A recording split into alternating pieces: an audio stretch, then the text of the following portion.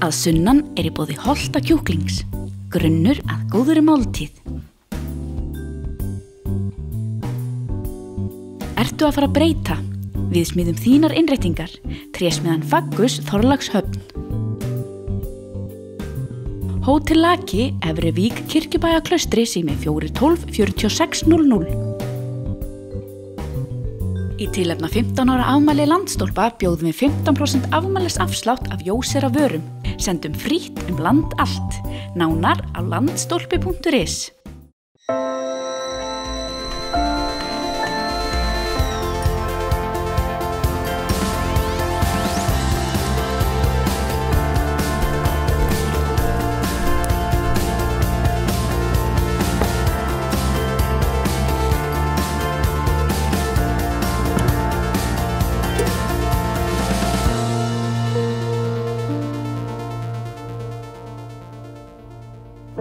Velkomin á Suðurland! Já, við erum sem sagt leið á stað aftur og að þessu sinni og í þessum þætti ætlum við meðal annars að rifja upp 30 ára ævintýri Íslandsgöngunans Reynis Péturs. Við ætlum líka að heyra af Bónstöð í Hveragerði sem að breytist í gríðarlega vinsælt ferðaþjónustufyrirtæki, Iceland Activities, og komast að því hvernig Anna María Danaprinsessa og Konstantín fyrrum Grikkjakóngur tengjast Hjarðarbóli í Ölfusi. Við heimsækjum líka Ólaf og Þorvaldseyri, þriðja slætti var að ljúka þegar okkur bara garði og sólin skein undir Eyjafjöllunum. Fyrir nákvæmlega 5 árum, 16. september 2010, var einnig verið að slá á Þorvaldseyri, en við töluvert aðrar aðstæður. Jökullinn, hann bara vinur okkar, því að hann bara svo fallegur. En fyrsti viðmæland okkar í fyrsta þætti haustsins maðurinn sem gekk fyrstur allra þjóðveg 1, hringinn í kringum landið, Reynir Pétur Steinunarsson.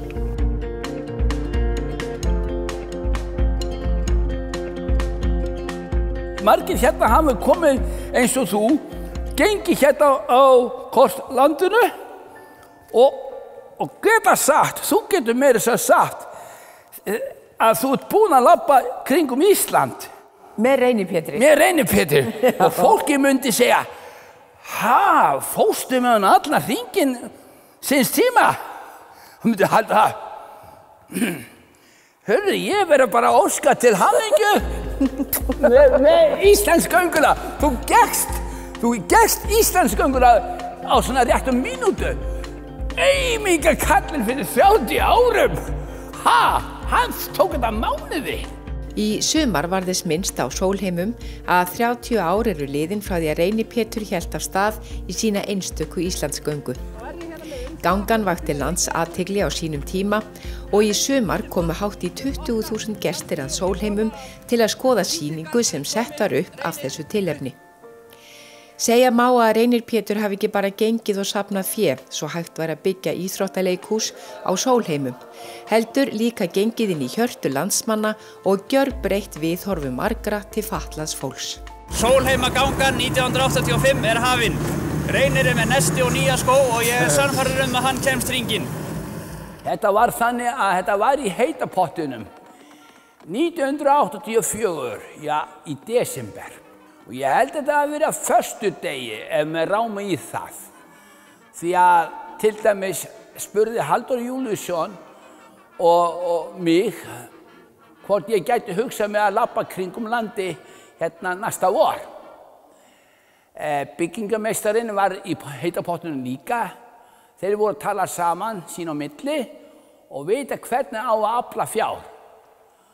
Og þá bara sjá til hvernig og þá spurði Halli Júl hvort ég gæti labba næsta vor kringum landi. Hann gaf mig tíma að hugsa máli. Svo labba ég sólmahringinn daginn eftir á laugardeginum. Og ég fór að hugsa, held ég myndi ráða við þetta. Ef ég myndi labba kannski 30-40 kílómetra eða svo, við sjáum bara til. Og svo eins og Halli Júl sagði, það hefur enginn gengið gönguna fyrstu manna þjóðvegur 1. Og svo náttúrulega safnaði fyrir þessu húsi í leiðinni náttúrulega. Svo þetta bara vatt upp á sig. Nokkra kílómetra áður ég kom hérna af Egilsstöðum, það komu krakkar hjólandi á móti mér. Sástu einhvern tímann eftir því að hafa farið á stað? Hvernig spurðu? Nei, þú spyrð furðulega. En það ágætt að reyna á mig. Hugsaðir aldrei, hvað er ég að gera? Nei, og var aldrei komið að gefast upp, eða kom aldrei slíkur dagur upp að langa að gefast upp. Nei, þakka fyrir góða kona góð, vertu þó ekki við með óð. Svo það var bara drifkrafturinn, haltu áfram. Hvað er bak við þetta fjall? Það skyldi vera flott landslag og svona, og ég má ekki vera að vera þreyttur. Hvernig leið þér þegar þú varst komin á leiðarenda? Bara mjög vel. Og ég var ekki guðsjálf þetta búi, guðsjálf, nei. En auðvitað var ég fegin að ég gat þetta. Því ég var búinn að heyra fólk að segja, skyldi að ná þessu. Ég leti það ekki mér hræðast, en það alltaf að fólk spyr svona. Ég ætla bara að sjá til hvað ég get. Svo bara náði ég þessu. Og það náttúrulega sigurvinna, bara hafa geta gert þetta. Og til þess að þá ég búinn að gera og gat gert þetta. Að hafa geta gert þetta. Það er stóra gjöfin. Hafa geta gert þetta. Og auðvitað verður maður þekktur fyrir viki náttúrulega. Margir spurðu mig hvort ég væri montin að vera frægum. Við getum ekki rætt neitt það. Ef eitthvað sé að því það var búin að þjarka á manni, gera mann minnimáttarkennd í bensku, að ef eitthvað sé, þá verður mann að góðu. Og láttu maður bara eins og maður var bara sparka upp á háan hest. Þú varst eins og rockstjarna. Já, rockstjarna? Já, það er nú bara ágætt. En nú ertu búin að vera hugsa 30 ár tilbaka. Hvernig er að rifja þetta allt saman upp? Mér finnst þetta yndislegt því ég horfði á þetta og ég fór að hugsa aftur í tíman eins og ég að segja. Eins og þú veist að ég flytt til Sólma 1952 og það er náttúrulega uppspretta því að ég var veikur og þá var læknis að ráða að senda upp í sveitina. Og ég auðvitað bjóði til eitt lag sem heiti ég fór í vinstribraut en ekki hægri.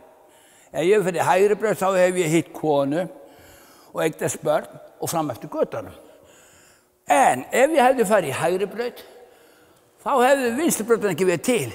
Þá hefði þetta ekki verið til. Sjáðu hvað bitin er stór. Maður gerir sinni eiginlega ekki grein fyrir hvað ég fekk stórt í staðinn. Þetta er svo risavaxi. Þannig að það er ekki hægt að bara þakka fyrir. Var eitthvað svona sem var erfitt að rifja upp þegar þú fórst að skoða gönguna þína? Kemur stundum þannig upp, jú, það komur svona einhverja, ef ég illa fyrir kalli, ég áhyggju af einhverju, bla, bla, bla, bla, bla, og fyrir svo að hugsa og horfa myndina, þá koma svona eins og segja, koma svona perlur og minninga og svona. Að það getur komið mjög nærri minnum tilfinningum. Og ég feina að geta að hafa losa upp. Það er oft stundum bara gott ef maður er þungur og svona og maður reyna að róa hugan og horfa á eitthvað yndislegt. Þetta er eins og þegar þú ert að tárast. Sálin þarf líka stundum að fara í bað eins og fötin. Og þá er það mjög gott eftir á. Það er bara þannig.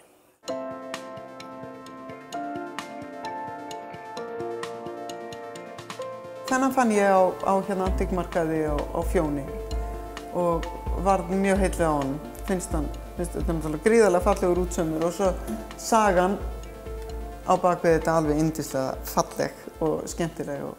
Og þegar ég kom með þetta heim og sýndi mömmu, þá var hún alveg heilluð af þessu og mundi svo vel eftir þessari sögu og kunni að segja frá henni rómantíkinni og hvort hún talaði ekki kjóla og eitthvað í kringum að þetta var svo fallegt og skemmtilegt.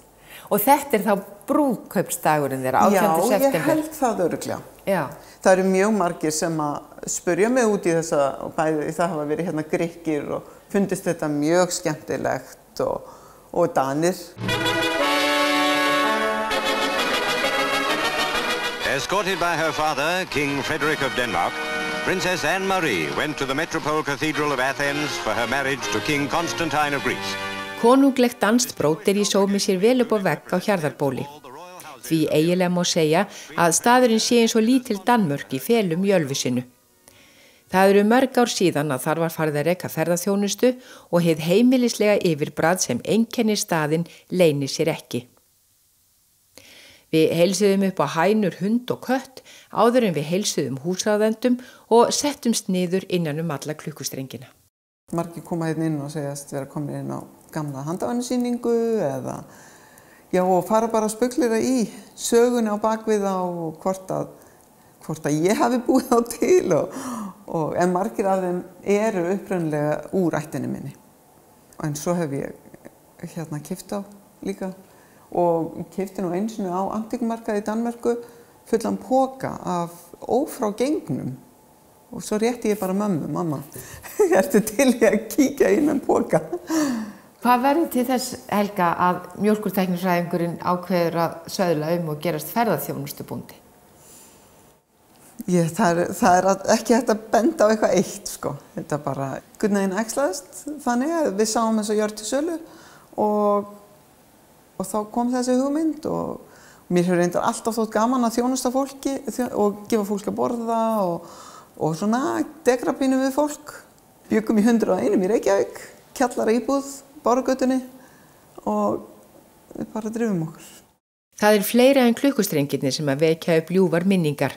Gamlir bollar og allskyns munir gleðja augað og kalla fram bros. Ég hugsa þetta síðan bara frekar svona ómeðvitað. Ég hugsa það því að þessi hlutir einhvern veginn þeir koma og þegar ég bjó í Danmörku sko frá 96 til 2000 og eignaðist mikið af hlutum. Margir af þessum hlutum fóru bara í kassa árið 2000 þegar ég flutti heim. Og 2012 þegar ég kaupi þetta, þá koma ótrúlegustu hlutur upp úr kössum sem ég er búin að nota síðan. Mér finnst hægilega ótrúlegt, sko. Helga saumar öll rúmteppin sjálf úr efnisafgöngum og sköpunargleðin nær líka til eldhússins. Þetta er það sem ég er með á morgunverðarborðinu hjá mér núna.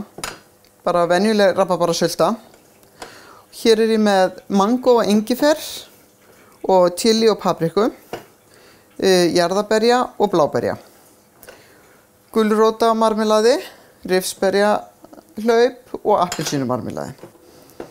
Svo er ég með hummus sem ég bý líka til. Það er bara venjulegt hummus og hummus með sólþurrkuðum tómatum, pesto úr sólþurrkuðum tómatum.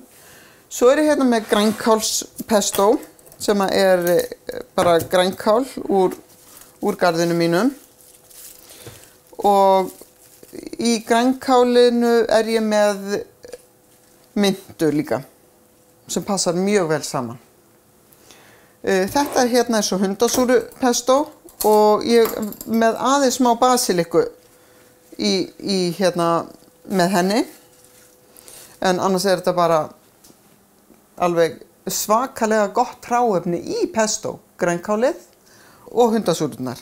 Ég hef aðeins reynt að nota líka spínat en það er svo mikið vatn í spínati að mér finnst það ekki verða eins skemmtilegt.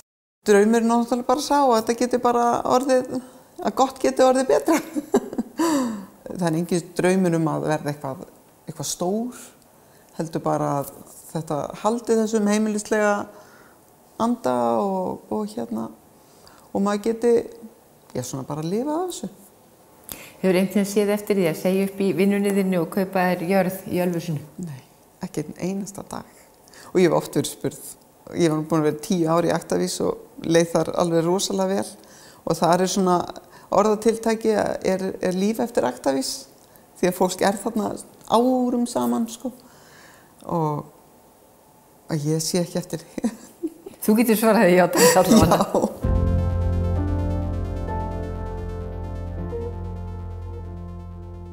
Við erum búin að gera þetta allt okkar líf, sko. Þegar fólk sér það, þá sér það svona. Og allar þessar ferðir sem við erum að bjóða upp á hérna, við höfum gert þar ákveðna tímapunkti saman sem fjölskylda, sko. Þetta er allt saman sprott af því sem við erum búin að gera saman yfir 30 ár. Og það er svona, það sem er svo skemmtilegt við það og þeir eru til sem að ferðast með fólk sem er, hvað ég segi, bara mjög getumikið, hjólafólk eða göngufólk. Þá getum við gert það eins að við bara höfum getu til þess. Líka þegar fólk kemur með ung börn, sem eru kannski, eða fólk sem er ekki kannski eins vant, þá höfum við líka getið þessu. Við náttúrulega ferðumst með börnunum okkar þegar við vorum ekki sérstaklega getu mikil, þannig að allir þessi reynsla býr í okkur út af því, sko. Þannig að þið eru svona eiginlega að deila bara svona fjölskyldu upplifun með fleira fólki. Já, já. Iceland Activities lítið fjölskyldufyrirtæki í Hveragerði sem á sér skemmtilega sögu. Þar starfa hjónin Andrés Úlfarsson og Steinunn Sigurðardóttir ásamt syni sínum Úlfari og oft á tíðum hóað í dótturina Sólveigu líka. En fyrirtæki var stofnað 2010 formulega í mars, rétt ára Eyjafjallajökull gaus. Og þegar ég satt hérna og hugsaði með mér, já, maður alltaf heppinn, byrjar alltaf hárréttum tíma að landa að lokast út af eldgosi en það var einmitt, þetta var hárréttum tímapunktur kannski. Já. En fyrsti hjólinn kaupi ég 2005 til að byrja reksturinn. En þau voru bara gemd inn í bílskúr. Ég hafði ekki dug í mig til að byrja fyrir 2010, sko, en þá byrjaði ég, sko. Og stundum hugsaði ég hefði þetta að byrja fyrr, en maður getur alltaf hugsað svoleiðis.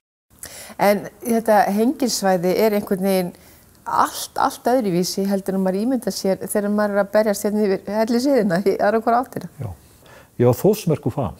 Kona mín fekk nú að kynnast í, ég var alltaf inn í Þórsmörk með hana og strákur var komin þangað þegar hann var 2 mánaða og svo fór fyrstu tjaldúllur inn í Þórsmörk, sko. Og ég kom hérna fyrst upp, ég flutti í þorpið 22 ára gamall, fór hérna inn eftir, ég fór að leita þessum dularfulla heitalegg sem var hérna innfrá og fann hann og ég heitlaðist af þessu. Og ég hugsaði bara þegar ég satt þarna í grasinu aðeinn, ég hugsaði bara, vá, það er enginn hérna, okkur er enginn hérna. Þetta er bara geggja svæði, sko. Og svo hélt ég náttúrulega áfram að kanna svæðið og ég segi það fullum fetum, þetta er eitt flottasta útvistarsvæði í Íslandi, sko. Ég fæ 2 yndislega spurningar. Fyrsta spurningi sem ég er mest gaman að fyrir að koma að heitum hver sem er svona 90 gráð heitur, jafnvel 100 gráð heitur, getum við farið í bað hérna? Og ég segi, já, en það er það síðasta baðið þitt. Svona, og fólk er alveg gaman á svona húmor, sko. Og hinn spurningin er, farið aldrei leið á þessu að gera þetta dag eftir dag? Og þetta gæti ég ekki sagt við kúnan, ég gæti ekki sagt, jú, ég er hún hundleður, ég gæti það ekki, sko, nei. En staðreyndin og svo, ég bara fæ ekki leið á þessu. Og eins og bara í dag í rigningunni og slarkinu í dag, mér finnst þetta geggja, sko, vera einn í þokunni frá með fólkinu og mosinn og vatni koma niður, hafa 10 sinnum meira vatn í öllum sprænum heldur en vanalega, dulúðinn, vindurinn, þetta bara geggja, þeim finnst það geggja líka, sko. Úlfar var í heimsreisu árið 2008 þegar kreppan skall á og foreldránum var ekki rótt. Allt fór þó vel, kreditkortin virkuðu, en ferðin varð helmingi dýrari en ráðgert hafði verið. Síðan saman sem kemur hann hérna heim og þá var náttúrulega bara ekki. Það var ekkert auðvitað að gressa hérna, það var bara enga vinna að fá. Og ég var í annari vinnu og þetta var 2008 og þá leiðum við þetta hérna húsnæði og hann bara byrjaði að bóna hérna bíla. Og við skildum alltaf eftir, við settum bónauðlýsinguna bara svona á lítt áberenda, skildum miðjun eftir á húsið, sko. Og það var alltaf verið að spyrja okkur, mér og strákin, á hverju þið setið ekki auðlýsinguna á besta stað? Ég sagði, það kom annað þar, sagði ég. Og við erum alveg búin að ákveða þetta þá, við vildum bara ekki byrja með ekki neitt, sko. Við vildum hafa eitthvað kapital bara og við bónuðum bíla. Og við bónuðum bíla alveg með þessu fyrstu 2-3 árin. Til þess að geta svona byggt þetta upp á einhverju, þurfi ekki að standa henni í gluggunum og naga neglunir til að koma einhver í dag og svolítið, sko. Svo þegar auglýsingin kom upp 2010 á húsið, þá var kýlt á þetta, sko. En við bónuðum aðeins með þess áfram, sko. Þrifum bíla, sko. Og við höfum ennþá einn og einn kúna svona eldri borgara sem við tökum bíluna svona yfir háveturinn, þó að sé nú lengi tími til þess lengur, það er nú bara þannig. Eitt af því sem einkennir Iceland Activities að þangað leita sömu gestirnir aftur og aftur. Og vinir senda vini sem svo aftur senda sína vini, allstaðar að úr heiminum. Orðspor okkar er gott og við erum til dæmis yfir Activities á Íslandi, þá erum við öðru sæti í stigagjöf yfir allt Activities á Íslandi. Afþreying á Íslandi þá erum við öðru sæti á TripAdvisor. Og það er ágætt að svona lítið fyrirtæki sé þar, sko. Það er ekki fínn árangur fyrir litla bónstöð? Jú, það má segja að bónstöðin hafi farið fram á væntingum. Já, ekki.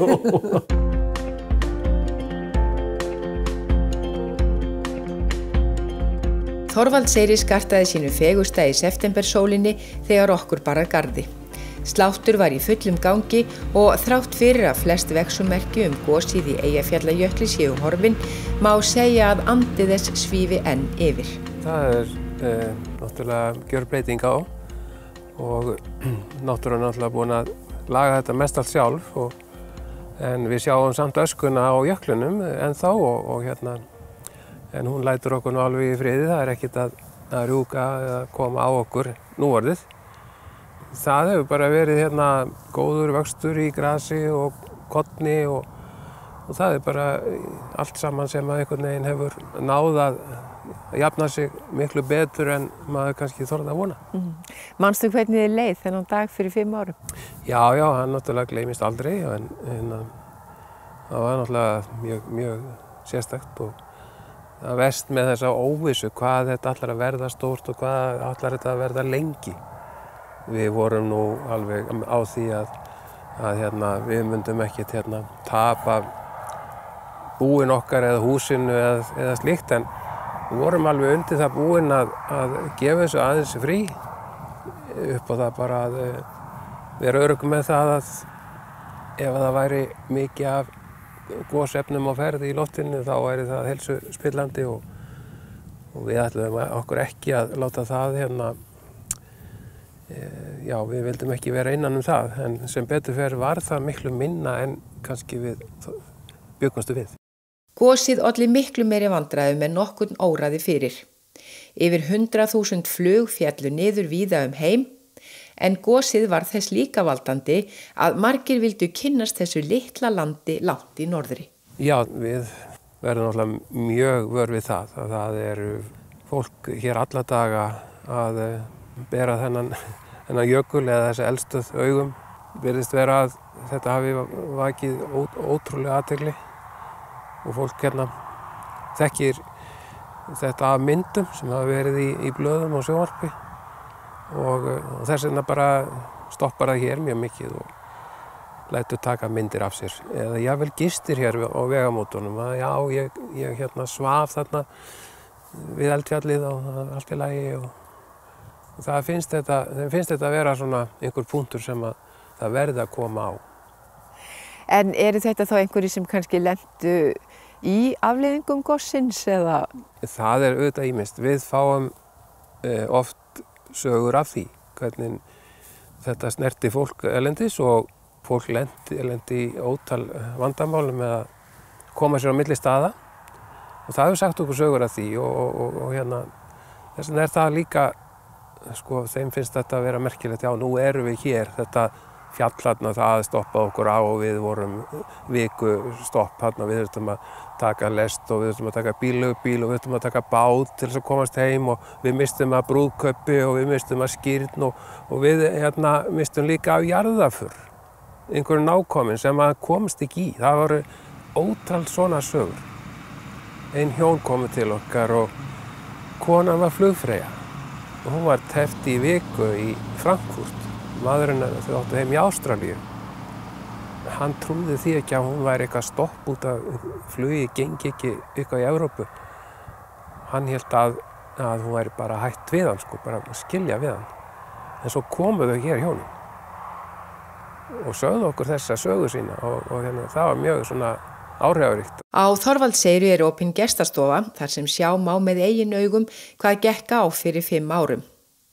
Því meðal annars gerð skil í heimildamynd sem Plusfilm gerði fyrir Ólaf og fjölskylduna og tæplega hefur nokkur íslensk mynd fengið annaðins áhorf því að 250.000 gestir hafa séð hana í sýningarsal gestastofunar.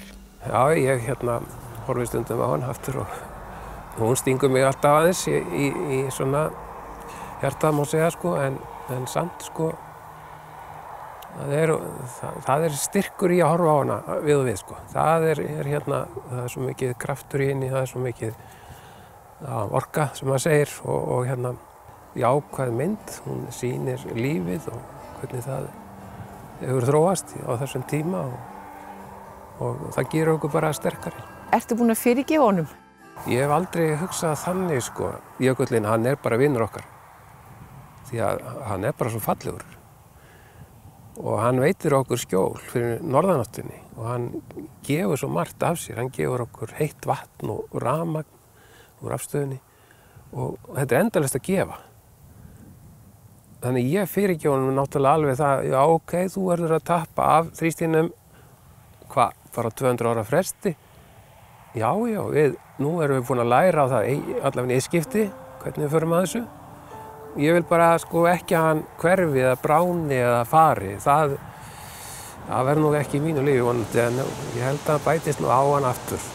Þetta bara frábær fjöll hérna í kring og fallegt umhverfi og mikið líf og fuglalíf og þó hann getur líka plási stundum, en það þarf líka að taka á við það sko, en byggja bara húsin sterk og hafa þetta í lagi og á engin hætta.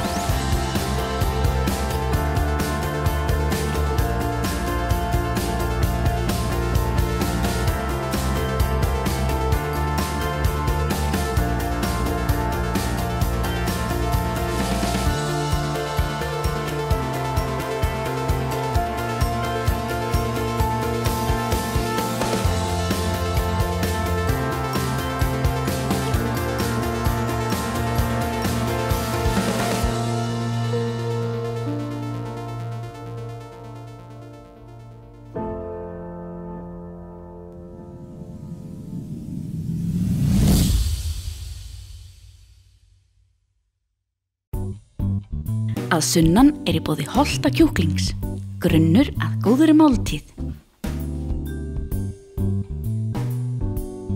Ertu að fara að breyta? Við smíðum þínar innréttingar, trésmiðan Faggus Þorlákshöfn. Hótel Laki, Efrivík, Kirkjubæjarklaustri, sími 412 4600. Í tilefni 15 ára afmæli Landsstólpa bjóðum við 15% afmælisafslátt af Jósera vörum. Sendum frítt land allt. Nánar á landstólpi.is.